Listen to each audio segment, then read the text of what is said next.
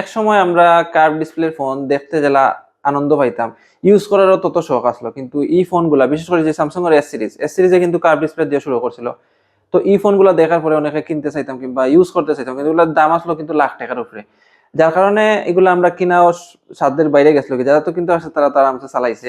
কিন্তু বর্তমান সময়ে যে টেকনোলজি গুলা এমন ইমপ্রুভ করছে যে আপনি লো বাজেটের ফোন কিন্তু কার্ভ ডিসপ্লের ফোন পাইলে বা এর মধ্যে কিন্তু কোয়ালিটি থাকে, একটা নর্মাল কোয়ালিটির হাই কোয়ালিটির ফোনও যদি কার্ভ ডিসপ্লে বর্তমান সময় আপনি কিনতে যান, তাহলে আপনার বাজেটটা 35+ রাখতে হইব।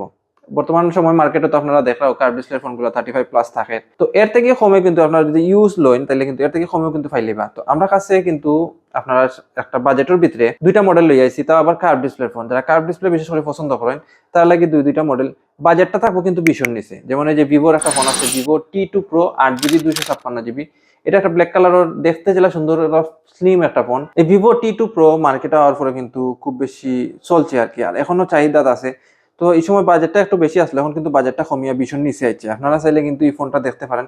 ডিসপ্লেটা কিন্তু খুবই সুন্দর লাগে দেখতে, আর পাতলা একবারে ফোনটা, পাতলা একবারে লাইট ওয়েট আর কি। আর তেমনি আছে ভিভোর তো দেখাই লিছি আপনার রিয়েলমির একটা ফোন, রিয়েলমি P1 Pro টাও কিন্তু আপনার একটা ইউনিক ডিজাইনের আর কি। ক্যামেরার ডিজাইনটা খুবই খুবই সুন্দর লাগে, আর কার্ভ ডিসপ্লে আছে 8GB 128GB। এটাও কিন্তু আপনারা ভীষণ নিচে পাইলে বা। তো যারা কার্ভ ডিসপ্লের মধ্যে বাজেট ভীষণ নিচে একটা ভালো কনফিগারেশন ফোন চাই, তারা কিন্তু এই ফোনগুলো দেখতে পারেন, আমরা সবও অ্যাভেলেবেল আছে।